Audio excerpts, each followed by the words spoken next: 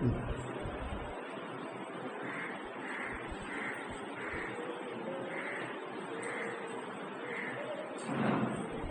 పెట్టి దేవుణ్ణి ఆరాధించాలి, ఎందును పెట్టి దేవుని మనం కనపరచాలి అని మనం చూసుకుంటే,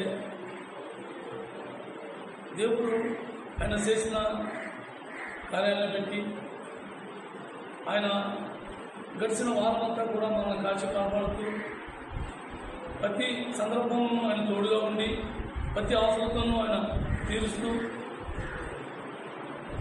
ఆయన సంకల్పం తప్పున మనల్ని నడిపించుకుంటూ తిరిగి ఈ ఉదయకాలాన ఆయన సన్నిధిలో సంగముగా మనం కూడుకోవడానికి ఆయన ఇచ్చిన సమయాన్ని పెట్టి ఆయన ఎంతైనా మనం కృతజ్ఞత కలిగి ఉన్నాం. ఆరాధన అనేది మందిరంలో కూడుకుని 2 పాటలు విని 4 మాటలు చెప్పుకుని కానువేసుకునేది కాదు. ఆరాధన అనేది వ్యక్తిగతంగా మనం జీవించే జీవితం. ప్రతి రోజు దేవునిలో మనం ఎదగడానికి వర్తమానాలే కానీ ఆరాధనకు వర్తమానానికి సంబంధం లేదు. వర్తమానం అనేది మన భవిష్యత్ ఎదుగుదలకు, మనం ఏ సందర్భంలో తప్పిపోయామో, ఎక్కడెక్కడ మనం తప్పిపోయామో, దేవుని విషయంలో ఎక్కడ మనం నిర్లక్ష్యంగా ఉన్నామో వాటిని మనం తెలుసుకోవడానికి, దేవుడు మన చేసిన మేలులను మనం మరొకసారి మనం వాటిని జ్ఞాపకం చేసుకోవడానికి వర్తమానమే కానీ వర్తమానానికి ఆరాధనకు సంబంధం అయితే లేదు. ఆరాధన అనేది వ్యక్తిగతంగా దేవునితో కలిసి జీవించడం, దేవునికి నచ్చినట్టుగా మనం జీవించడమే ఆరాధన. దేవునికి క్రైమ్ చెల్లించేది ఆరాధన అవుతుంది కానీ క్రైమ్ లేకుండా ఉడికే 2 మాటలు చెప్పుకుని 4 పాటలు పాడుకుని కాదు వేసుకునేది అది కాదు. అది చాలా సులభమైంది. అందుకే దీన్ని ప్రతి ఒక్కరు కూడా దీన్ని ఆరాధన అంటూ ఉంటారు. అసలు నిజమైన ఆరాధన అది కాదు. నిజమైన ఆరాధన అంటే అర్పణ. అది ఈ భూమి మీద యేసుక్రీస్తు ప్రభు ఒక్కడే ఆయన ఆత్మతో సత్యంతో దేవుని ఆరాధించిన ఆయన ఒక్క ఆయనే ఆ పరలోక తండ్రిని ఆత్మతో సత్యంతో ఆరాధించింది. కాబట్టి అలానే మనం చేయకూడదనేం కాదు. అది మన వ్యక్తిగతంగా దేవుడిని మనం కనపడుతున్నామే కానీ అది ఆరాధన కాదు. ఆరాధన అనేది క్రైమ్తో కూడింది. మనం ఏదో విధంగా నష్టపోతూ ఉంటాం. దేవుని అర్పించేటప్పుడు ఆ అర్పణ అనేది మనం ఇష్టపూర్వకంగా దేవునికి అంగీకారం ఇచ్చేది. కాబట్టి మనం ఆరాధన అనేది మన వ్యక్తిగతంగా మనం నిర్ణయించుకునేది, దేవుడికి మనం ఇచ్చేది. కాబట్టి దేవుడికి మనం ఎలాంటి ఆరాధన ఇస్తున్నాం అనేది మనం చూసుకోవాలి. అయితే ఈరోజు దేవుని మందిరంలో కూడుకుంటే దేవుడిచ్చే ఆశీర్వాదాల గురించి మనం కొన్ని మాటలు జ్ఞానించుకుని దేవుని స్తుతిద్దాం.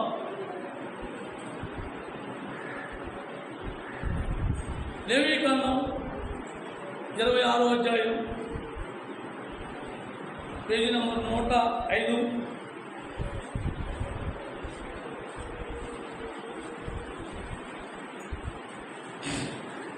లేవీకాండము 26వ అధ్యాయం 11వ వచనం, పేజీ నంబర్ 105, 11వ వచనం చదవండి. నా మందిరమును మీ మధ్య ఉంచేదను, మీ అందు నా మనసు అసహ్యపడదు. ఇది దేవుని మందిరము మన మధ్యలో ఉంది. మనకు అందుబాటులో ఉంచాడు దేవుడు. మన చుట్టూ మనం ఉన్నాము. దేవుని మందిరం మన మధ్యలో ఉంది. దేవుని మందిరంలో కూర్చుని దేవుని వాక్యం వినే అర్హత మనకు లేనప్పటికీ కూడా దేవుడు మనల్ని ప్రేమించాడు కానీ మనల్ని చూసి అసహించుకుంటున్నాం. దేవుడికి మన మనస్తత్వం తెలుసు, మన ఆలోచన తెలుసు, మన జీవించే జీవితం తెలుసు, మన వ్యక్తివారమో తెలుసు. అన్నీ తెలుసుకుని కూడా ఆయన మందిరం మన మధ్యలో పెట్టాడు. అయితే మనల్ని చూసి ఆయన మాత్రం అసహించుకుంటూ ఆయన మనం ప్రేమించాడు. మనం ఎలా ఉన్నా ఆయన ప్రేమించాడు. అందుకంటే మనం ఈరోజు ఆయన మందిరంలో కూర్చుని మేము దేవుని నమ్ముకున్నాము అని చెప్పుకునే యొక్క సులువైన మాట మనం మాట్లాడుకుంటున్నాము కానీ లేకపోతే మనకు మందిరంలో కూర్చునే అర్హత కూడా మనకు లేదు. దేవుని మందిరము అనేక సందర్భాల్లో మనకు అనేకమైన అద్భుతాలు దేవుడి మందిరంలో మనం అనుభవించాం. దాని గురించి కొన్ని మాటలు మనం జ్ఞానించుకుంటాం. దేవుడి మందిరం మన మధ్యలో ఉంది. దేవుడు మనల్ని అసహించుకున్నట్లా. ఎందుకు అసహించుకుంటా? మనం అసహించుకుని అసహించుకునే విధంగా ఎందుకున్నాము అని మనం అనుకోవచ్చు. శుభ్రంగా స్నానాలు చేశాము, చక్కటి బట్టలు కట్టుకుంటాము, పైకి ఎంతో భక్తిపరులాగా బైబిల్ తీసుకుని ఎంతో దీనంగా కూర్చుని ఉన్నాము. మరి దేవుడు ఎందుకు అసహించుకోను అంటున్నాడు అంటే మనం కట్టుకున్న బట్టలను చూసా, మనం నీట్గా తయారైన మన యొక్క ప్రవర్తన చూసా కాదు, మన అంతరంగాన్ని చూసి అయినా సరే ఆయన ఇష్టపడుతున్నాం. మన అంతరంగం ఎటువంటి ఆయనకు తెలుసు, మన లోనున్న ఆలోచన ఏంటో ఆయన తెలుసు, మనం ఎలాంటి జీవితం జీవిస్తున్నామో ఆయన తెలుసు, మనం ఎలాంటి జీవితంలో ఉన్నామో ఆయన తెలుసు. అయినా సరే ఆయన ఏమంటాడు, నేను అసహించుకోను. ఆయన అసహించుకోను అన్నాడని మనం రోజు ఇలాగే జీవించడం అది స్వభావం కాదు, అది క్రైస్తవుడికి అది స్వభావం కాదు. మన మనసు మార్చుకోవాలి, ఆయన వైపు తిప్పుకోవాలి. దేవుడు నాకు ఆయన దాచిన ఆశీర్వాదాలు, ఆయన ఇచ్చే ఆశీర్వాదాలు నేను ఎలా పొందాలి, నేను ఎందుకు పొందలేకపోతున్నాను అని ఆలోచన మనకు కలిగి ఉండాలి. ఆయన అసహించుకున్నాం కదా అని మనుషులందరినీ మనం జీవించడానికి కాదు, మనం ఆల్రెడీ జీవితం జీవించేసాం. మనం ఆల్రెడీ ఎటువంటి జీవితం మనం జీవించేసి పాప జీవితం పాపంలో ఉండి మనం బయటకు వచ్చేది. దేవుడు మనం బయటకు తీసుకొచ్చాడు, విడిపించాడు. అయినా సరే మనం మురుగుతో ఇంకా మనం మురుగు స్వభావంలో ఉన్నా, ఆయన మందిరంలో వచ్చి కూర్చున్నా ఆయన ఏమంటాడు, నేను అసహించుకోను. అలాంటి దేవుడిని మనం ఆరాధించాలి. మనం అంటే అందరికీ అసహ్యం. ఒకప్పుడు మన స్వభావం ఏంటో, మన ప్రవర్తన ఏంటో, మన ఆలోచన ఏంటో, మన క్రియలు ఏంటో అందరికీ తెలుసు. అటువంటిప్పుడు మనందరినీ అసహించుకున్నారే కానీ మనలను ఎవరు ప్రేమించరా, మన ఎవరు శాంతిలా, మనం ఎవరు స్థానం ఇవ్వలా. కానీ ఆయన ఏం చేశాడు, మన కోసం మన మధ్యలో ఆయన మందిరాన్ని ఇచ్చి ఆయన మనం అసహించుకోకుండా మనతో కలిసి మనకన్నా ముందుగా వచ్చి ఆయన కూర్చొని ఉన్నాడు. ఎప్పుడు కూడా దేవుడు నమ్ముకున్నాం చెప్పుకున్న మాట ఈజీ, కానీ దేవుడి పట్ల భయముతో జీవించడం అనేది చాలా కష్టం ఈ భూమి మీద. ఎందుకంటే ఈ భూమి చెప్పించబడింది కాబట్టి, ఈ చేపలో ఉన్న భూమి మనం జీవిస్తున్నాం కాబట్టి మన ప్రవర్తన కూడా మనకు ఎదురుకుండా ఉన్న వాటి గురించి, మన చుట్టూ ఉన్న వాతావరణాన్ని బట్టి మనకు అనుకూలంగా ఉన్నదాన్ని మనం పాపులాడుతూ ఉంటాం. కానీ దేవుడు అసలు ఎందుకు పెట్టి మనకు ఇంత స్వేచ్ఛనిచ్చాడు అనే గ్రహింపు మనకి లేకుండా ఉంటుంది. కాబట్టి మన దేవుడు మనకి ఇచ్చే ఆశీర్వాదాలు ఎటువంటియో, మన దేవుడు ఈ మందిరంలో మనకి ఏం చేశాడో అనే వాటి గురించి కొన్ని మాటలు చదువుకుందాం. 31వ కీర్తన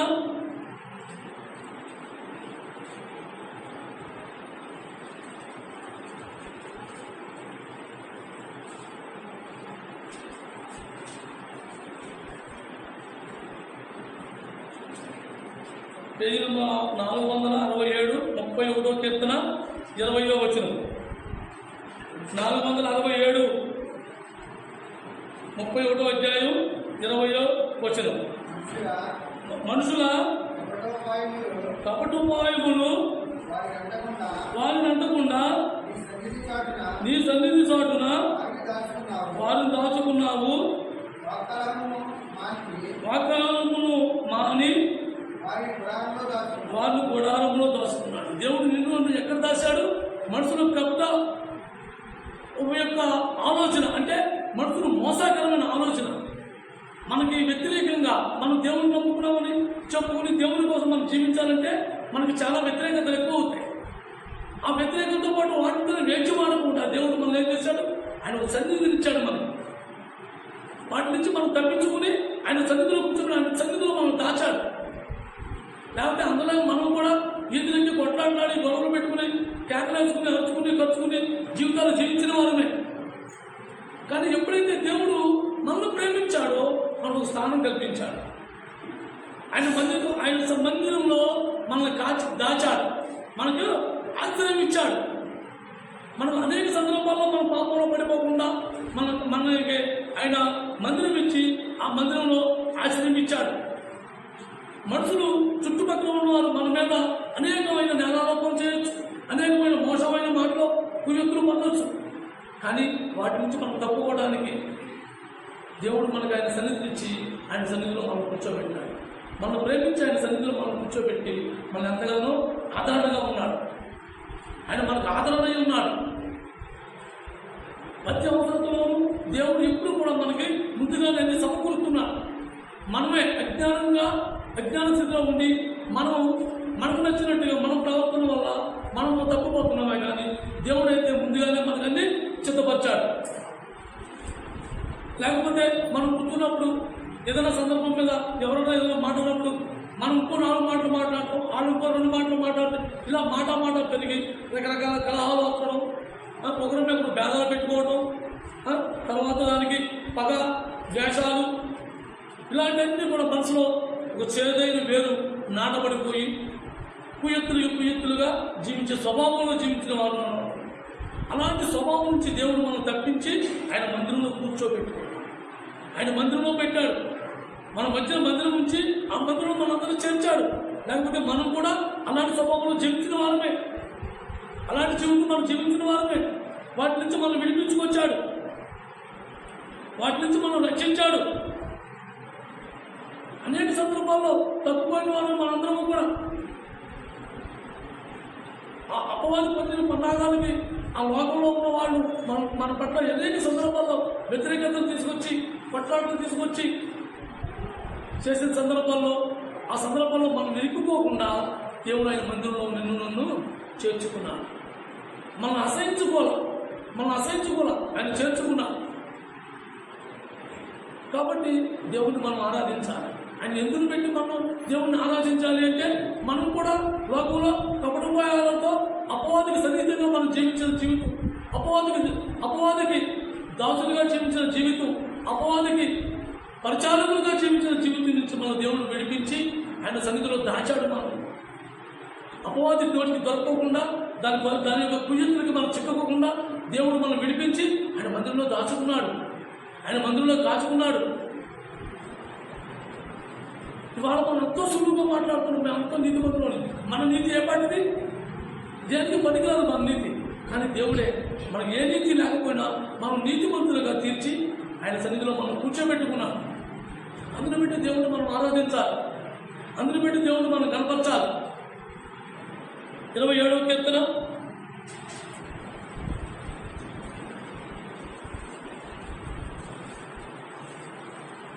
1 పేజీ తరగండి.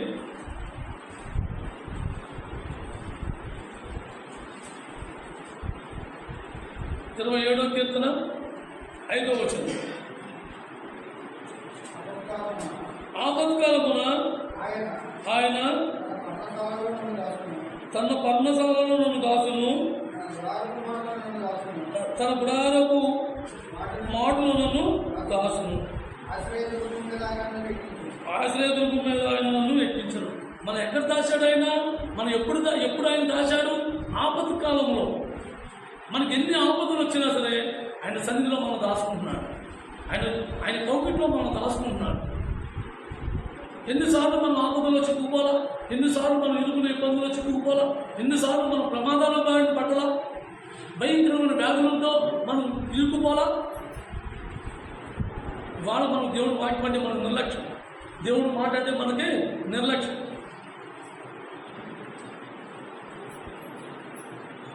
కానీ దేవుడు ఏమంటున్నాడు? ఆపత్తి కాలంలో ఆయన మనలో ఆయన సన్నిధిలో ఆయన గుడారంలో దాచాడు. ఆయన గుడారంలో దాచించకపోతే అందరిలాగానే మనం కూడా ఎప్పుడో భూగర్భంలో కలిసిపోవాలి. ఆయన మనకు ఆదరణగా ఉన్నాడు, అండగా ఉన్నాడు, తోడుగా ఉన్నాడు. మనం ఆదరించే దేవుడు. ఏ విషయంలో కూడా మనం తప్పిపోకుండా ఉండడానికి ఆయన 10 ఏళ్ల సార్లు మన కోసం ఎదురు చూస్తూ ఉన్నాడు, కాసుకుంటూ ఉన్నాడు. ఏ విషయంలో కూడా మనం తప్పిపోకుండా ఉండడానికి ఆయన ఎంతో కాసుకుంటున్నాడు. ఆయన దాచాడు మనందరినీ కూడా. ఒట్టినే మన మందిరంలోకి వచ్చి కూర్చోవాలా. ఆయన ప్రేమను పెట్టి ఆయన ప్రేమిస్తే ఈ మందిరంలో మన స్థానం దొరికిందే కానీ లేకపోతే ఈ మందిరంలో మన స్థానం లేదు. మన స్థానం ఈ మందిరంలో మన స్థానం లేనివారు. అందుకనే దేవుడు ఏమంటాడు? నేను అసహించుకోను, నేను మిమ్మల్ని అసహించుకోకుండా మనం కూర్చోబెట్టాడు. అలాగే ఆయన ఆదరణగా మనకు అండగా మనం తోడుగా ఉండి ప్రతి ఒక్క అవసరతలోనూ మనం తప్పిస్తూ మనం ప్రతి అపాయంలోనూ ఆయన కాచుకుంటూ ఉన్నాడు. మనకు అపాయం వచ్చినప్పుడు, ప్రమాదం వచ్చినప్పుడు ఆయన మనం కాచుకుంటూ ఉన్నాడు. మనం అనుకోవచ్చు నేను తెలివిగా తప్పించుకున్నాను. మనం తెలివిదారులు మనం తప్పించుకున్నా అపవాది మాత్రం చాలా కుయత్తులుగా ఉంది. మనకన్నా ముందుగా కన్నాకు పని ఉంటుంది. అది దేవుడికి ఒకరికే సాధ్యం. మన కాయటానికి, మన కాపాడటానికి, మన దాచడానికి ఆ ప్రభుకి, ఆ పరలోక తండ్రికి ఆయన ఒక్కడికే సాధ్యం. అందుకే దేవుని మనం ఆరాధించాలి. మనకి ఎవరికి చేత కాదు. ఎన్నిసార్లు మనం విషయాలతో బాధపడలాం, ఎన్నిసార్లు మనం ఇంక యాదో నా జీవితం అయిపోయింది అనే సందర్భాలు మనకి ఎన్నిసార్లు మనం ఎదురవ్వాలా. ఇంకా నా జీవితం ఎందుకు, యాదో నా జీవితం ముగిసిపోయింది అని మనం బాధపడిన రోజు ఎన్ని లేవు. అని దేవుడు ఆయన మనకు ఆదరణగా ఉన్నాడు, ఆదరించాడు, మనందరినీ శాలం తీశాడు, చక్కగా కూర్చుకున్నాడు. అలాంటి దేవుడు మనం ఆరాధించాలి. అలాంటి దేవుడు మనం ఆరాధించాలి. ఏదో మందిరానికి వస్తున్నాము, దేవుడిలో కూర్చున్నాము అంటే దేవుడు మందిరంలో ఉన్నందుకు ఎన్ని ఆశీర్వాదాలు ఇస్తున్నాడు మీకు అర్థమవుతుందా? దేవుడి మందిరంలో రావడానికి మనకు ఎంతో భారం, ఎంతో బాధ, ఎంతో కష్టం. కానీ దేవుడు అలా అనుకుంటున్నా. ఆయన ఎలాంటి కష్టంలో, ఎంత కష్టమైందైనా, ఎంత విషరోగమైనా ఆయన మీద చేసుకుంది. ఆయన దాన్ని అనుభవించి, మన రోగం ఆయన అనుభవించాడు, మనకు స్వస్థతనిచ్చాడు. ఎన్నో సందర్భాలు మన కాశీ కాపాడాడు. మన ఆపత్తి కాలంలో ఆయన మనకు తోడై ఉన్నాడు. యావత్తు ఆపదల్లోనూ ఆయన మన తోడుగా ఉండి ముందుకు నడిపించాడు, మన కాశీ కాపాడాడు. అలాంటి దేవుని మనం ఆరాధిస్తున్నాం. యెషయా గ్రంథం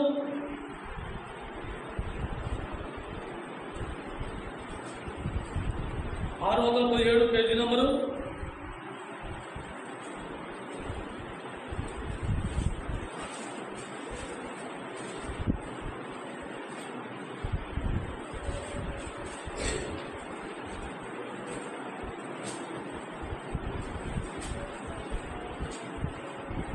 యెషయా గ్రంథం 56వ అధ్యాయం 7వ వచనం.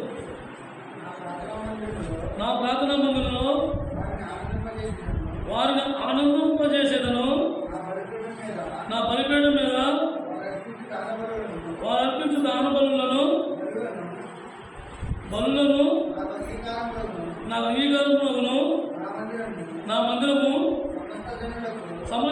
సమస్త జనులకు ప్రార్థనా మందిరం అనబడును. సమస్త జనులకు అంటే దేవుడి మందిరంలో మనకి ఏ అర్హత లేనివారు అయినా సరే దేవుడు మనకి ఆ అర్హతను కల్పించాడు.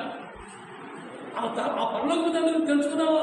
ఆ పరలోక తండ్రి గురించి అర్పణ అర్పించేవారు, పూజించేవారు ఎవరు? ఇశ్రాయేలు ప్రజలు.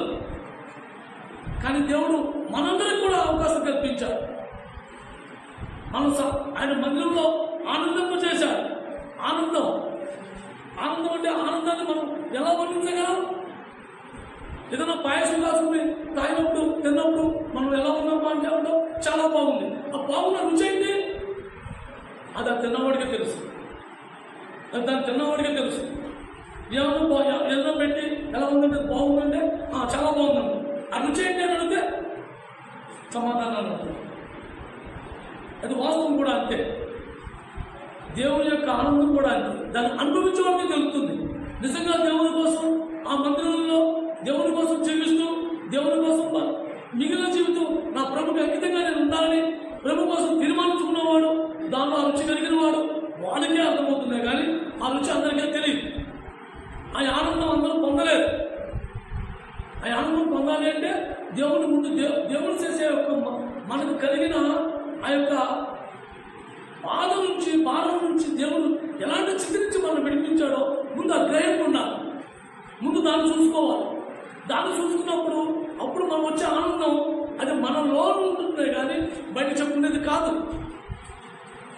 అలాంటి ఆనందంలో మందిరంలో ఉంది. నీకు లోపల ఉండే ఆనందం చెప్పు 10 నిమిషాలు, అరగంట, లేక ఒక రోజు.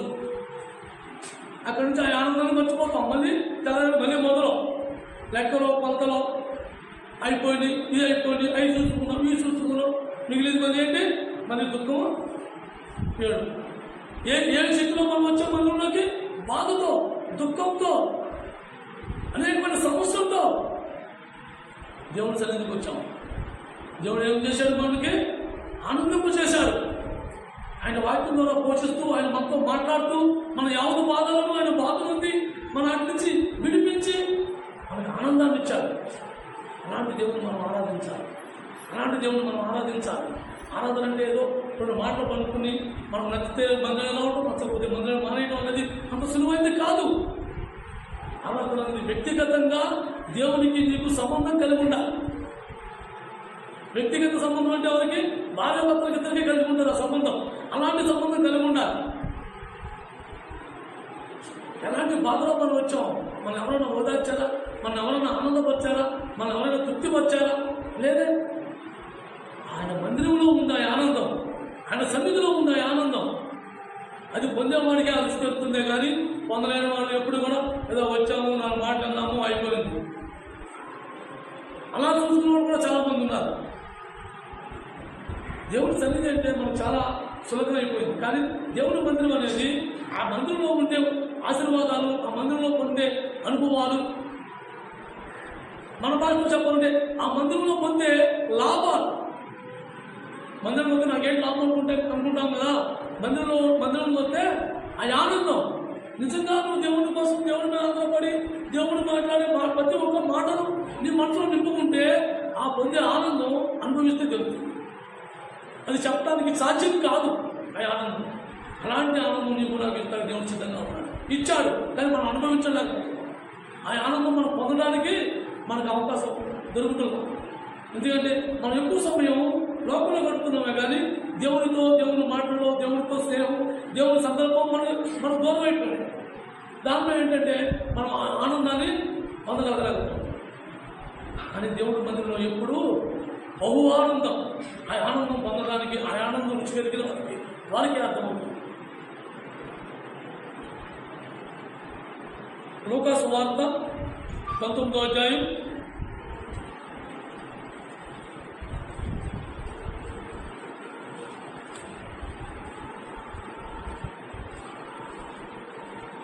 71. లూకా సువార్త 19వ అధ్యాయం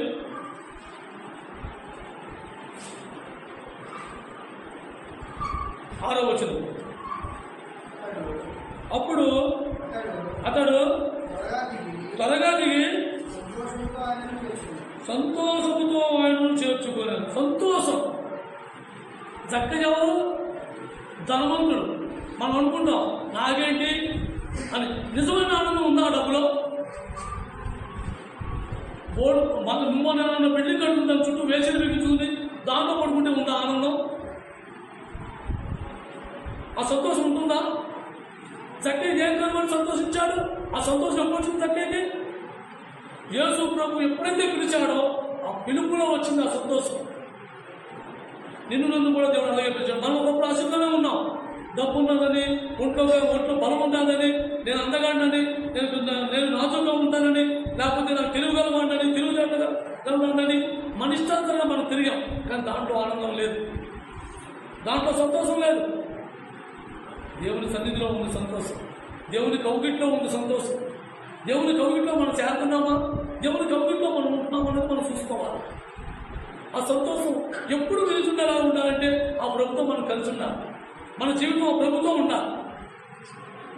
దేవుని మందిరంలో ఉండే ఆనందం, దేవుని మందిరంలో ఉండే సంతోషం, దానికి విలువ కట్టలేం, దానికి వెల కట్టలేం. అలాంటి సంతోషం మనం అనుభవించడానికి దేవుని మనకి ఈ మందిరాలు ఇచ్చారు.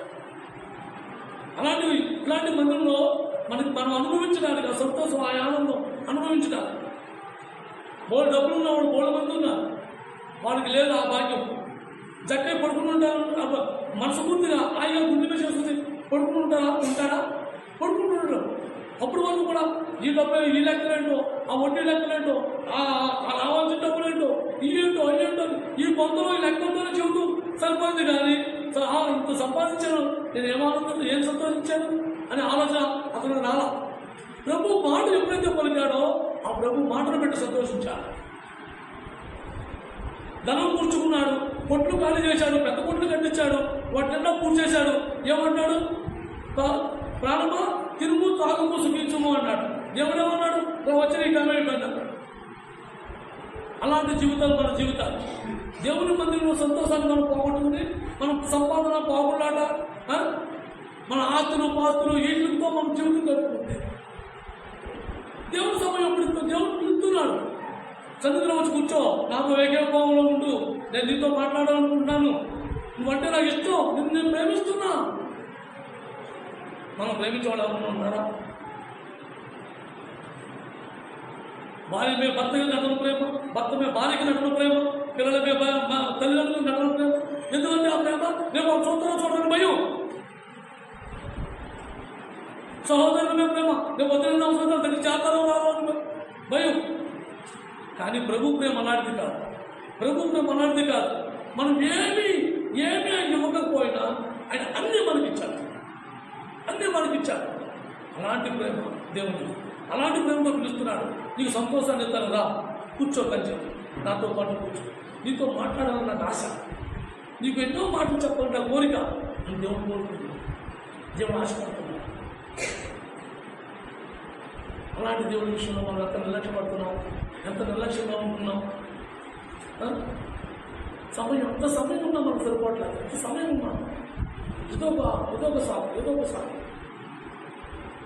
దేవుడి సమయం కూడా మనం దొంగిలించే స్థాయికి వచ్చేసాం. దేవుడు మనకు అన్ని విధాలా అన్ని సౌకర్యాలు చేసి ఆయన సన్నిధిలో మనల్ని కాపుదలు కాశాడు. ఆయన మనకు ఆనందం ఇచ్చాడు, సంతోషం ఇచ్చాడు, మనకు ఆదరణగా ఉన్నాడు.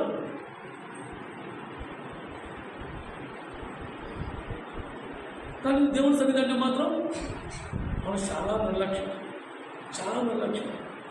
దేవుడి సన్నిధిలో మనం ఏం కోరుకుంటున్నామో మనకి అర్థమవుతే మనం దేవుడి సన్నిధిని మనం విడిచిపెట్టాలి. దేవుడి సన్నిధిలో మనం ఏం పోగొట్టుకున్నామో ఆ ఆనందాన్ని, ఆ సంతోషాన్ని, ఆ ఆదరణను ఎప్పుడు కూడా దేవుని సన్నిధిలో మనం ఏం పొందుతున్నాం అన్నది మన గ్రహింపు కలిగి ఉండాలి. ఆ గ్రహింపు లేకపోతే ఎప్పుడు కూడా మనం పాపంలో పడిపోతూ ఉంటాం. లోకంతో ఆలోచించి లోకంలో ఉన్న సంతోషం కోసం చూసుకుంటే దేవుని శాశ్వతమైన సంతోషాన్ని, దేవునిచ్చే సమస్తమైన ఆనందాన్ని, సంతోషాన్ని మనం పూర్తిగా కోల్పోతాం. మనం ఎప్పుడు ఎక్కువ ఎవరితో ఉండాలి? దేవుని సన్నిధిలో ఉండాలి, దేవునితో ఉండాలి, దేవుని సహవాసంలో ఉండాలి. అలాంటి జీవితం అంతా కూడా మనం వ్యర్థంగా గడిపేసి ఒక్క ఆదివారం మందిరంలో కూర్చుంది, తర్వాత మనకు ఖాళీ ఉంటే రావడం, లేకపోతే లేదు అనేది కాదు. ఆరాధన లేదు. దేవుడిచ్చే ఆశీర్వాదాలు మనం పొందలేకపోతే కారణం ఏంటి? మనమే కారణం. దేవుడైతే మనం అన్ని సమకూర్చాడు, అన్నీ ఇచ్చాడు, కానీ అట్లా మనం పొందలేకపోతే కారణం ఎవరు? మనమే. ఆయన ఇచ్చాడు, కానీ మనం తీసుకునే అర్హత ఉంది. దేవుడు కల్పించినా కూడా మనమే అట్లా పొందలేక దూరం అయిపోతాం. దేవుడిచ్చే సంతోషాన్ని, దేవుడిచ్చే ఆనందాన్ని మనమే దూరం చేసుకుంటాం. యెషయా గ్రంథం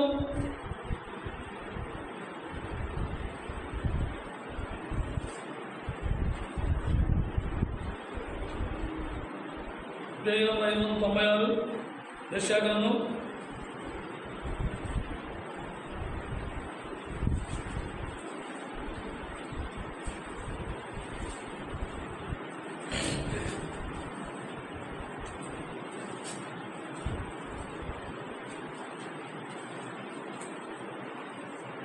597 పేజీ నెంబరు 35వ అధ్యాయం 10వ వచనం. యెహోవా విమోచించిన వారు పాటలు పాడుచు తిరిగి చీయోనుకు వచ్చెదరు. వారి తలల మీద నిత్యానందముండును. వారు ఆనంద సంతోషములు గలవారే వచ్చెదరు. దుఃఖమును నిట్టూర్పును ఎగిరిపోవు. ఎక్కడ ఎగిరిపోతా? నువ్వు లోకంలో కూర్చుని నాకు అయ్యో నేను ఎంత బాధపడతాను, నేను ఎంత కష్టపడతాను, నేను ఎప్పుడు నా దుఃఖం ఏడుతున్నాను లోకంతో చెప్పుకుంటే ఎగిరిపోతాయా? అవి ఎప్పుడు మనకు కూడానే ఉంటాయి. మనం ఎక్కడ కూర్చోవాలి? దేవుని సన్నిధిలో దేవునితో కూర్చోవాలి. ప్రభువా నా బాధ ఇది, నా నిట్టూర్పు, నా దుఃఖం, ఇలాంటి పరిస్థితుల్లో ఉన్నాను నాయన అన్నప్పుడు దేవుడు నేను ఓదార్చే దేవుడు నీతో ఉన్నాడు. నీ ఆయన మందిరంలో ఓదార్పు ఉంది, నీకు ఆనందం ఉంది, నీకు నెమ్మది ఉంది. ఆయనపై ఆనందం నీ కిరీటంగా నియమించాడు. నీ తలపై పెట్టాడంటే నీవు కిరీటంగా నియమించాడు. అలాంటి ఆనందాన్ని కోల్పోయి మనం ఎక్కడ లోకంలో తిరుగుతూ నిజమైన ఆనందాన్ని కోల్పోయి 10 నిమిషాల ఆనందం, అరగంట ఆనందం, ఒక రోజు ఆనందం కోసం గంతులేస్తూ జీవితాన్ని పాటు చేస్తాం. శాశ్వతమైన జీవితం, శాశ్వతమైన ఆనందాన్ని పోగొట్టుకుని ఆ దుఃఖంలో, ఆ నిట్టూరుతో, ఆ బాధతో దాంట్లోనే తిరుగుతూ జీవితాన్ని సాగిపోతున్నామే. కానీ దేవుని సన్నిధిలో దేవుని యొక్క ఆజ్ఞలు మనం ఏం మాట్లాడుతున్నాడో నా ప్రభు నాకు ఆ మాటలో నాకు వచ్చే ఆనందం ఏంటో మనం తెలుసుకుని ఆ ప్రకారంగా జీవించడానికి మనం ఇష్టపడితే మనకి ఏ దుఃఖము ఉండదు, ఏ నిట్టూర్పు ఉండదు, ఎగిరిపోతాయి అన్నీ. కానీ మన ఆలోచన అంతా కలవదండి. అందులాగానే మనం కూడా వాళ్ళు అంటే ఇవాళ ఒక మాట వస్తే ఈ నాపంలో అయిపోయింది ఇంకో మాట వస్తారు, అక్కడి నుంచి వచ్చిన తర్వాత ఇంకో యాత్ర కడతారు, అక్కడి నుంచి వచ్చిన తర్వాత ఇంకో దానికి దేవుడు కడతారు. మనం కూడా అంతే ఎలా కొట్లాడుతున్నాం. కానీ మన ఆత్మీయ జీవితంలో ఏం సాధిస్తున్నాం, ఏం పొందుతున్నాం? దేవుడి దగ్గర నిలకడగా కూర్చుని దేవుని యొక్క ఆత్మీయ జీవాహారం మనం భుజిస్తే, ఆ రుచి తెలుసుకుంటే అప్పుడు నీకు దొరుకుతుంది ఆనందం. అప్పుడు దొరుకుతుంది ఆనందం. నువ్వు భుజించాలి కదా, ఆ జీవాహారం నువ్వు తినాలి కదా. నిజమైన జీవాహారం కొట్లాడుకున్న బోర్డు మంది ఉన్నారు. దేవుడు మనం ప్రేమించి ఇంకా ఆయన నిజమైన జీవాహారం మనకు అందిస్తున్నాడు.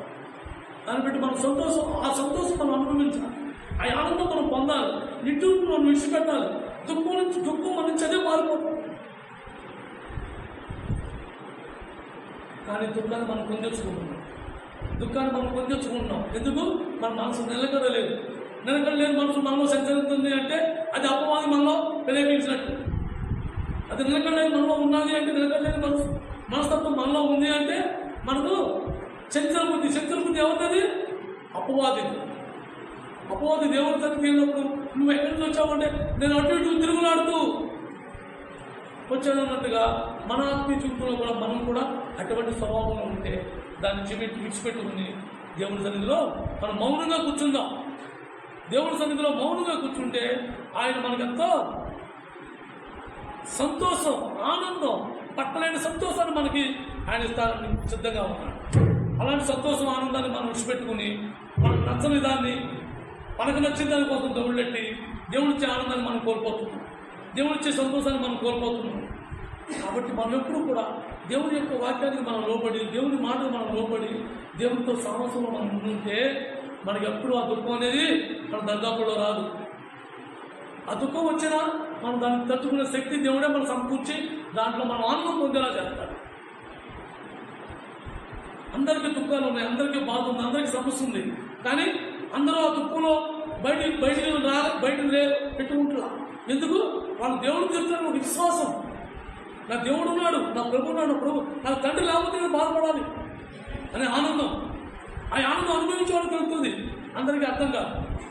కాబట్టి మనం ఎలాంటి ఆనందంలో ఉన్నాం అనేది మనం చూసుకోవాలి. మనం చూసుకోకపోతే మనకి ఎలాగా, మనకు డబ్బున్నా, ధనం ఉన్నా, మనకు వెనకాల బంధువులున్నా, అనేక మంది ఉన్నా, ఎంతమంది ఉన్నా సరే మనం కూడా ఏమీ వచ్చి మనకు ఆనందం పంచం, ఏమీ మనకు కూడా వచ్చి మనకు ఆనందం ఇవ్వం. దేవుడిచ్చే ఆ యొక్క ఆ ఉజీవమైన మాటలతో మన ఊరట నుంచి సంతోషపరిచే దేవుడు ఆయన ఒక్క ఆయన దగ్గరే ఉంది ఆ ఆనందం. ఆ మందిరంలో పొందాలి ఆ ఆనందం అంటే మనం ఎప్పుడు కూడా మందిరాన్ని విడిచిపెట్టుకోకూడదు. ఆయన మందిరంలో అనేకమైన ఆశీర్వాదాలు మనం పొందడానికి దేవుడు మనకు బయలుపడుతున్నాడు. అనేకమైన ఆశీర్వాదాలు దేవుని సన్నిధిలో మనం అనుభవిస్తున్నాం.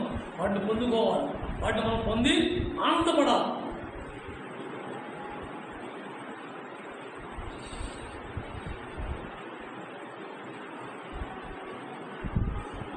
కీర్తన గ్రంథం పేజీ నెంబర్ 470.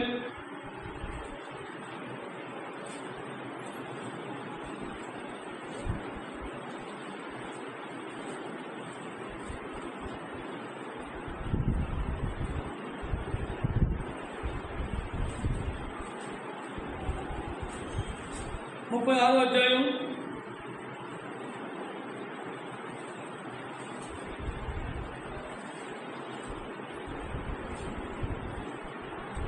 పేజీ నెంబర్ 470, 36వ అధ్యాయం 9వ వచనం.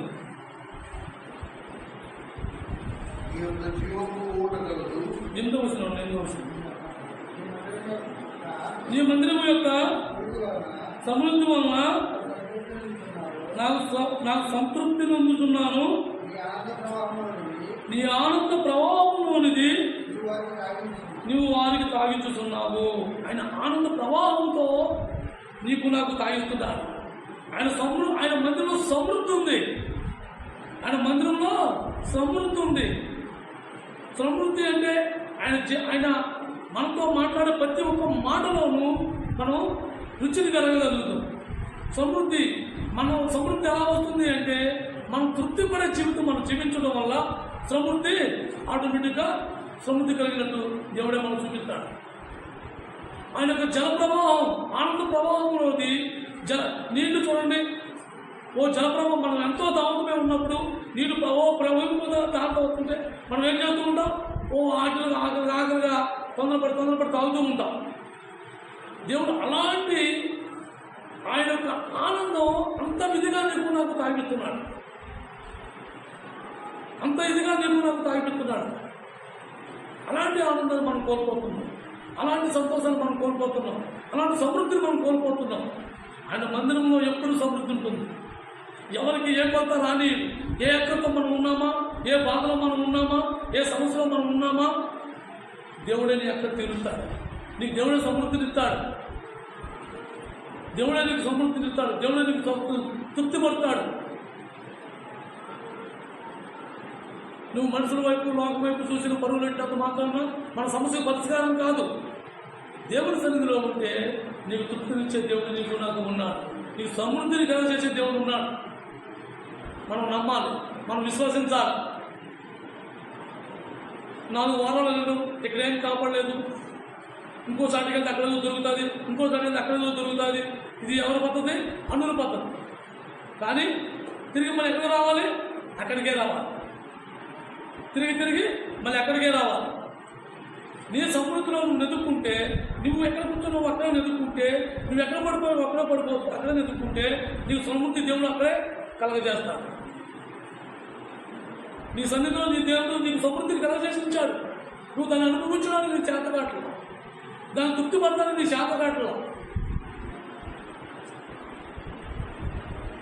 దేవునితో సాహసం కలిగి ఉంటే మనం దాన్ని ఎలా అనుభవించాలనేది అర్థమవుతుంది.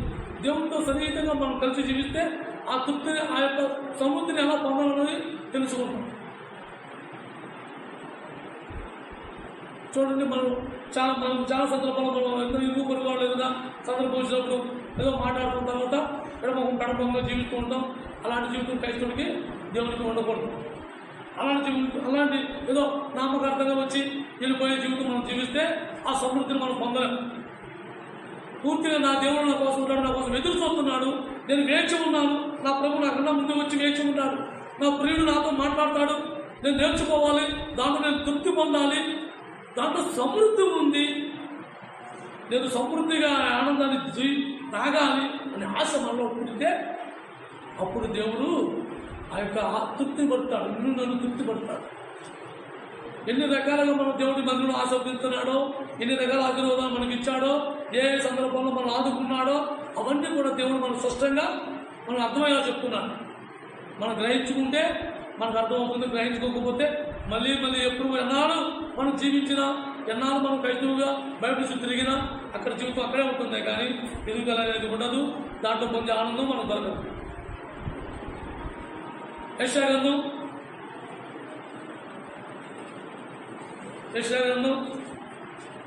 66వ అధ్యాయం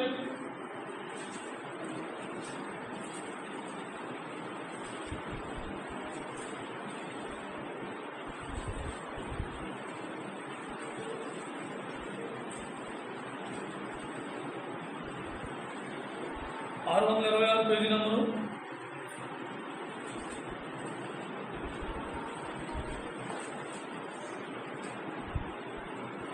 పదమూడవ వచనం. ఒక తల్లి వారిని ఆదరించినట్లు నేను మిమ్మల్ని ఆదరించేదును, యెరూషలేములోనే మీరు ఆదరింపబడతారు. తల్లి తన బిడ్డలకు తనకు లేకపోయినా సరే, తన కడుపు కాల్చుకునైనా సరే, తన ఆకలితో పట్టు నుండి ఈడు తాగైనా సరే తన బిడ్డలకి ఆకలి ఎలా తీరుతుంది? ఉన్నదే ఆ బిడ్డలకి ఇద్దరికి పెట్టేసి, ఒక పెట్టుంటే ఒక బిడ్డకు పెట్టి, ముగ్గురు పెట్టుంటే ముగ్గురు బిడ్డలకు పెట్టి, ఇద్దరు పెట్టుంటే ఇద్దరు బిడ్డలకు పెట్టి తల్లి ఏం చేస్తుంది? నీళ్ళు తాగిపోతుంది. అది ఎక్కడ దొరుకుతుంది?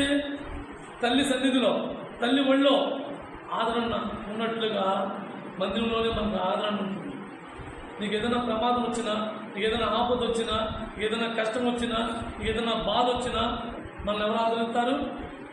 దేవుడి ప్రజలే, దేవుడి పిల్లలే మనకు ఆదరణగా నిలబడతారు. మన అవసరతల్లో, మన అక్కరల్లో దేవుడు ఎప్పుడైతే వాళ్ళకి తెలియపరిచాడో ఆ ప్రకారంగా వాళ్ళు ఆదరణగా నిల్చుంటారు, నిలబడతారు. దేవుడిచ్చే ఆశీర్వాదం, తన మందిరంలో ఉండే ఆశీర్వాదం ఎటువంటిది? దేవుడి మందిరంలో ఆదరణ జరుగుతుంది. అందరూ మనకు ఉన్నవాళ్ళు, మన కన్నవాళ్ళు, మన అయిన వాళ్ళని మనం చెప్పుకుంటే వాళ్ళు మనకి ఏది సహకరించారు. ఎందుకంటే నేను అనుభవించా, నేను దేవుడిని నమ్ముకున్నాను, నేను దేవుని సన్నిధికి నేను వచ్చిన తర్వాత నేను అనుభవించా ఆ జీవితం. నా అనుకునే వాళ్ళు ఎవరు కూడా నా కుమారుడు వివాహ విషయంలో ఎవరు నాకు ఆదరణగా నిలబడాలి. నా భార్య ప్రాణాపాయంలో కొట్టుపెట్టాలన్నప్పుడు ఎవరు నాకు ఆదరణగా నిల్చోరా. చావుకాలు వచ్చి అప్పుడప్పుడు కాలు తీసుకుని వెళ్ళిపోయారు. నాకు వచ్చిన కొత్త, ఈ ఊరు నేను వచ్చిన కొత్త, నాకెవరు కనిపించలా.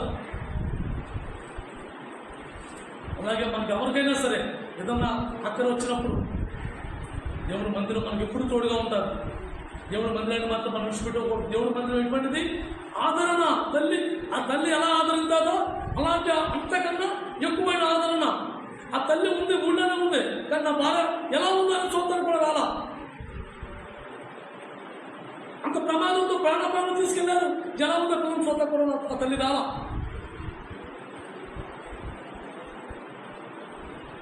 కానీ దేవుని మందిరంలో దేవుని పిల్లలే నాకు ఆదరణ అయ్యారు. దేవుని పిల్లలే నన్ను కాసి కాపాడారు. దేవుడి యొక్క ఆ ఆత్మీయత వాళ్ళ కురిపించి దేవుడు వాళ్ళని నడిపించి నా ఎదురు పంపించారు.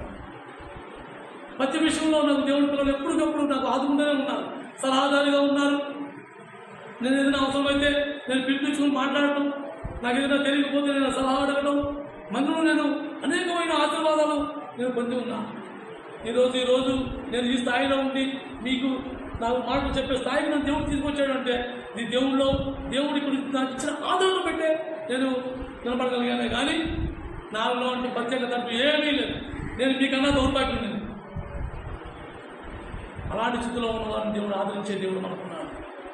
దేవుడు మనకు ఆదరణగా ఉన్నాడు. తల్లైనా ప్రేమించదేమో కానీ తల్లైనా విడిచిపెడతాది, తల్లి ఆదరిస్తాదే కానీ ఒక సందర్భంలో తల్లైనా ప్రేమించదు, ఆదరించదు. కానీ దేవుని సన్నిధి ఎప్పుడు మన ఆదరణగా ఉంటుంది.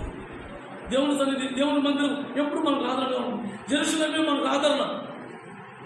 జెరూసలేం అంటే దేవుని మందిరం ఎప్పుడు మనకు ఆదరణ. అది కూడా మనం జ్ఞాపకం ఉంచుకోవాలి. ఇవాళ మనకు వయసు ఉండొచ్చు, ఇవాళ మనకు బలం ఉండొచ్చు, ఇవాళ మనకి సంపద ఉండొచ్చు. ఒక గాను రోజు అవన్నీ కోల్పోతాయి. దేవుని ఒకసారి మనం విడిచిపెట్టి చూస్తే మన దగ్గర ఏమీ మిగలదు. మనం అనుకోవచ్చు నాకు జ్ఞానం ఉంది, తెలివితేటలు ఉన్నాయి, నేను బలం ఉంది అని మనం అనుకోవచ్చు. మన బలాలు, మన తెలివితేటలు, మన జ్ఞానాలు, మన సంపద దేవుడు రెప్పపాటు వాటిని మనం ఆయన ఒక్కసారి ముఖం తిప్పుకుంటే మన పరిస్థితి ఏంటో మన అయోమయం ఏం జరుగుతుందో తెలియదు పరిస్థితి వచ్చేస్తుంది.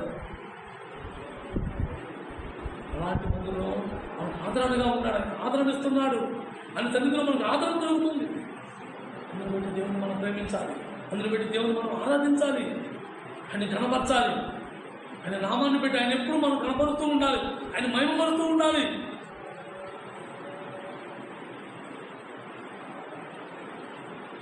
లూకాసు వార్త 6వ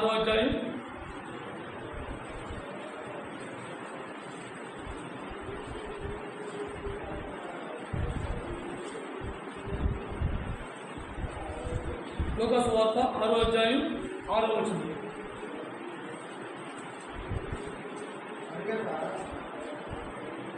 మరి యొక్క విశ్రాంతి దినమున ఆయన సమాజ మందిరంలోకి వెళ్ళి బోధించుతున్నప్పుడు అక్కడ రోజు కుర్చీ గలవాడు ఉన్నాడు. 10వ వచనం చూడండి. 10వ వచనం. వారిని అందరినీ చుట్టూ కలయి చూసి నీ చేయి చాపమని వారితో చెప్పాను. వాడు అలా చేయగానే వాడి చెయ్యి బాగుపడింది. దేవుని మందిరంలో మనం వచ్చేటప్పుడు మనం అలాంటి జీవితంతో వచ్చాం. ఊత చేయలాంటి జీవితం, నయమాన్లాగా కుష్ఠరోగంతో వచ్చిన జీవితం, అలాగే ఆ యొక్క రక్తస్రావణ గల స్త్రీ లాంటి జీవితంలో జీవించి అలాంటి జీవితంలో అనేకమైన రోగాలతో, అనేకమైన బాధల్లో, అనేకమైన సమస్యల్లో మనం వచ్చాం. కానీ అక్కడ ఎక్కడ బాగుపడింది? లోకంలో బాగుపడిందా? వాడికి ఎవరికైనా లోకంలో ఎక్కడ బాగుపడాల? దేవుడు సన్నిధిలో దేవుడు బాగు చేశాడు. దేవుడి సన్నిధిలో దేవుడు బాగు చేశాడు. దేవుడు బాగు చేస్తే అది శాశ్వతంగా ఉంటుంది. అదే ప్రార్థనా శక్తి, స్వస్థతా మందిరం, ఆశీర్వాదాలు, తైలాభిషేకాలు అని పెట్టుకుని కట్టాటలు పెట్టుకుని జనం పోగొట్టుకుని చేసి అయితే తాత్కాలికంగా ఉండి నిజంగా బాగు చేసేవాడు ఎవరు? దేవుడే బాగు చేస్తాడు. నువ్వు నమ్మి నీ మందిరంలో కూర్చుని నీకు నువ్వుగా దేవుడి దగ్గర గోజాడితే దేవుడే వచ్చి నిన్ను పడతాడు. దేవుడే వచ్చి నిన్ను స్వస్థపడతాడు. మనం ఎక్కడికి పొలలేకల్లా, మనం ఎక్కడికి దౌడలేకల్లా, ఎక్కడికి మనం వెళ్ళాల్సల్లా దేవుడి సన్నిధిలో నువ్వు కూర్చుంటే చాలు. ప్రభా నాకు దిక్కు తోచట్లా, దిక్కు లేని దాన్ని నాకు నీవే దిక్కు. ప్రభా నాకు దిక్కు లేదు, నేను దిక్కు లేని వాడిని, నాకు నీవే దిక్కు. నిజంగా అలాంటి జీవితం మనం జీవిస్తే దేవుడు ఎమ్మటే సమాధానం ఇస్తాడు. మన ఆలోచన అంతా కూడా ఎలా ఉంటుందంటే, నాకు నొప్పి వచ్చేస్తుంది, ఈ ట్యాబ్లెట్ వేస్తున్నాను, మంచిగా తాగినాక తగ్గిపోవాలి, మంచిగా పూర్తిగా ఈ గుడ్డ దిగినప్పుడు తగ్గిపోవాలి. నాకు తెగుతూ అంటే సులువుగా దిగుతుంది, కానీ అది మాటలు గమ్మును మారుతుందా? ఇష్టమంటే గమ్మును తల్లేస్తున్నాం. అది మనకు వచ్చినప్పుడు ఎన్ని రోజులు టైం పడుతుంది? మన ఆత్మీయ జీవితాలు కూడా అంతే. మనం తొందరపడి పరుగులు వెళ్తే పనులు అవ్వవు. దేవుని సన్నిధిలో దేవుడు పాదాలు కూడా కూర్చుని, ఓ ప్రభా నాకు చేత కావట్లేదు నాయన, నాకు ఎవరు దిక్కులేరు నాయన, నువ్వు తప్ప నాకు దిక్కు, నన్ను ఆదరించేవాడు ఎవరు లేరు, నాకు ఆదరణకర్తమైన దేవుడు ఉన్నావు, నువ్వు అత్యాధకుడివి, ఆలోచనకర్తవి, ఆదరణకర్తవి, నువ్వు ఉండగా నేను ఎక్కడికి వెళ్ళావు ప్రభా అని మనం ఏడిస్తే బాగు చేసే దేవుడు మనతో ఉన్నాడు. మనం సహాయం చేసే దేవుడు మనతో ఉన్నాడు, మన మధ్యలో ఉన్నాడు. మనం ఎక్కడికి వెళ్ళాము సల్లా. కానీ మన ఆలోచన విధానం చిటికేసులాగా మాయమైపోవాలన్నీ.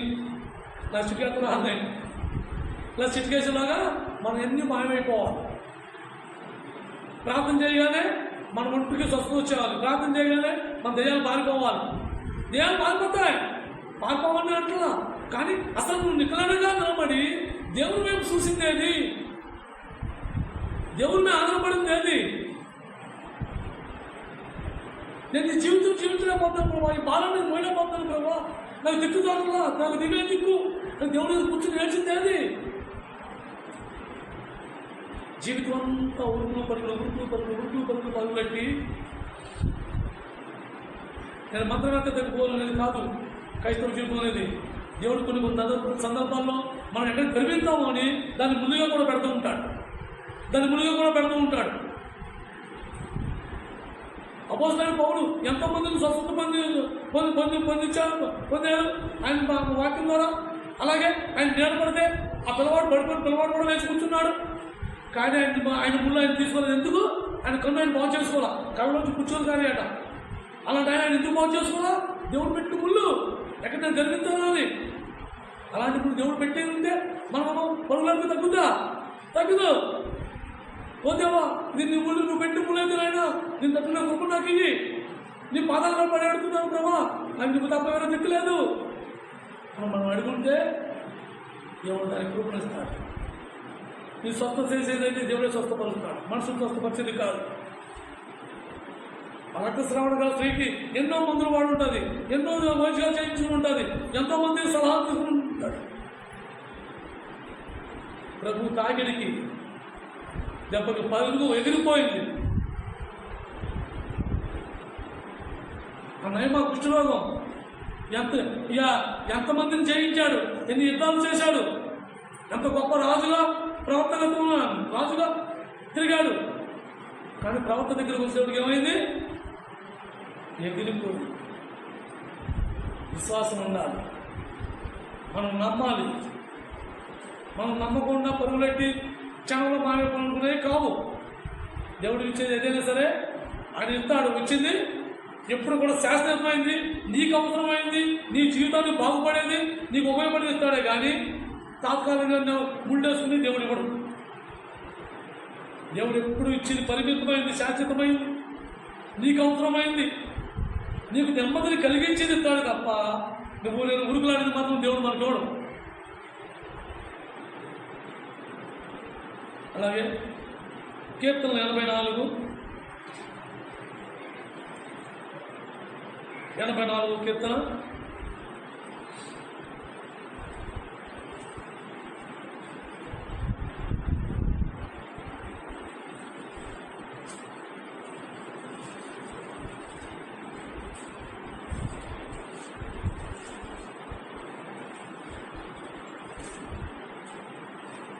497 పేజీ నంబరు 84 కీర్తన 4వ వచనం. నీ మందిరమందు నివసించువారు ధన్యులు, వారు నిత్యము నిన్ను స్తుతించరు. యెహోవా మందిరంలో నివసించడం ధన్యత, అది ఎంతో భాగ్యం. ఎవరికి లేని ధన్యత నీకు నాకు దేవుడు ఇచ్చాడు. అనేక మంది మన అడుగులో చూసుకుంటే 3 మంది పెద్ద పెద్ద వ్యాపారాలు, పెద్ద పెద్ద రైలు వ్యాపారాలు, చేపల వ్యాపారాలు, చెరువులు, కానీ నెమ్మది లేదు, ధన్యత లేదు, సుఖం లేదు. ఒకవేళ వాళ్ళ చేతి కింద చేసే పని వాళ్ళు వాళ్ళని గౌరవించినా, ఓ బ్యాంక్ వెళ్తే కేకలు, బ్యాంక్ ఆఫీసులు ఎదురవుతే కేకలు, ఇక్కడ తెచ్చుకున్నవాడు తిరిగి వెళ్తే వాళ్ళ గొడవలు. వాళ్ళ ధన్యత, అది ధన్యత అనేది ఒక గౌరవం, ఒక స్థాయి. అది ఎవరిచ్చారు? దేవుడు ఇచ్చాడు నీకు నాకు. ఎవరికి నేను భాగ్యం దేవుడు నీకు నాకు ఆయన మందికి ధన్యతను ఇచ్చాడు. ఇంకా ఏం కావాలి? ఇంకా ఏం కావాలి? ఆయన అయితే అన్నీ ఇచ్చేశాడు. ఆయన దగ్గర ఇంకేమీ లేదు, సమస్తం ఇచ్చేశాడు. ఆఖరి రక్త పొట్టు నీరుతో సహా నీకోసం నా కోసం కాల్చేశాడు. ఆయన మందిరంలో నువ్వు జీవిస్తే నీకు ధన్యతను ఇచ్చాడు. ఇంకా ఏం కావాలి మానవుడికి? ఇంకా ఏం కావాలి మనకి?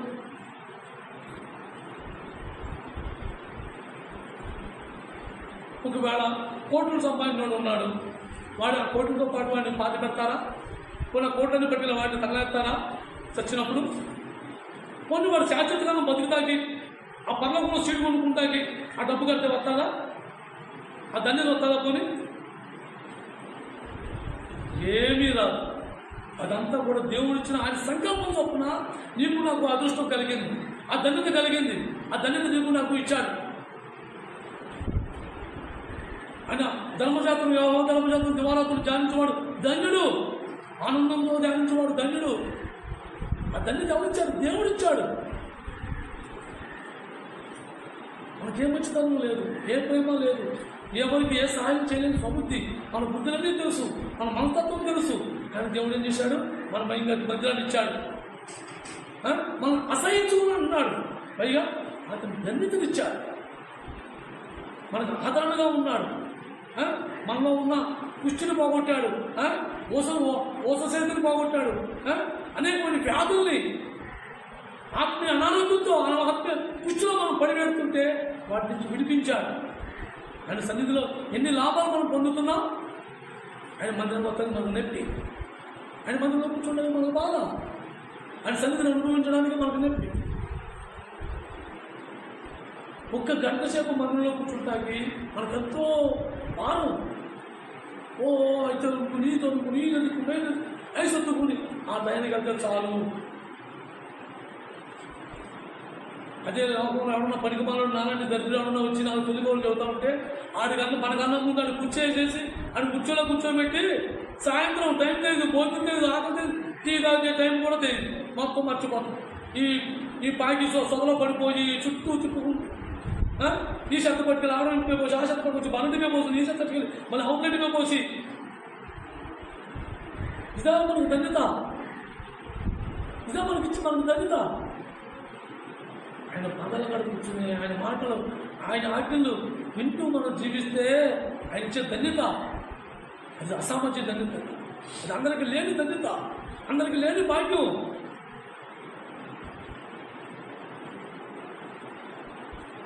ఎవరైనా నేను నా బామ్మతో నా కడుపుతూ సంపాదించుకున్నాను, కానీ నేను పడుకున్నట్టు హాయిగా మనసంగా నెమ్మదిగా స్వేచ్ఛగా ఉండమండి ఉండలేదు. ఎందుకంటే వాళ్ళకి డబ్బు మీద అమ్మోహం, వాళ్ళకి డబ్బు మీద అమ్మోహం. ఒకప్పుడు నేను అలా ఉండేవాళ్ళేమో, ఆ దేవుని ప్రేమను పెట్టి దేవుడు నన్ను వాటి నుంచి విడిపించి ఆయన సన్నిధిలో ఆయన బిడ్డగా చేర్చుకున్నాను, ఆయన బిడ్డగా ధన్యతలు ఇచ్చాను. లేకపోతే నేను అలా స్థితిలో ఉన్నానేమో, అలాంటి దౌర్భాగ్య స్థితిలో నేను ఉండేవాడిని లేదు. డబ్బంటే అవ్వచేదు, డబ్బంటే అవ్వచేదు, ఇప్పటికీ చేయదు. ఎప్పుడైతే దేవుడు మనోరాజుడు వెలుగుంపు చేశాడో అప్పుడు అనుకున్నా, అరే ఇంత సరదాగా కట్టుకుంటున్నాను కదా, దీంట్లో నేను చచ్చిపోతే రాత్రి అని ఎప్పుడైతే నాకు ఆలోచన వచ్చిందో అప్పుడు మొదలు పెట్టుకున్నాను. నా ప్రభు నేను ఏమైనా ఎదుర్కోవాలి, నా ప్రభు ఎక్కడ నేను ఎదుర్కోవాలి, నా ప్రభు నాకు కూడా ఉన్నా నాకు కనిపించట్లేదు, నేను ఎందుకు చూడలేకపోతాను అని ఆశ అప్పుడు పుట్టింది. దేవుడి ధన్యతను మనం ఎలా కోల్పోతున్నామో, మనం బాగా తీవ్రంగా దేవుడు మాట్లాడుతున్నాడో మనమే చూసుకోవాలి, మనమే దాన్ని సరి చేసుకోవాలి. మనకు అవసరం డబ్బు అవసరం లేదని ఇంట్లో మనం బతకడానికి డబ్బు అవసరం, కానీ డబ్బు కోసం మనం బతకూడదు. మనం బతకడానికి డబ్బు సంపాదించుకోవాలి, కానీ డబ్బు కోసం మనం బతకూడదు. డబ్బు అవసరం లేని ప్రతి ఏ మనవుడు ఉండడు. ప్రతి మనిషికి తన పోషణ కోసం డబ్బు అవసరం. పోషణ కోసం జీవించడం తప్పు కాదు, కానీ డబ్బు కోసమే జీవించాలనుకునేది పాపం. నిర్గమకాండం ఈ ఒక్కటి చదువుకుని దేవుణ్ణి ఆరాధిద్దాం. నిర్గమకాండం 15వ అధ్యాయం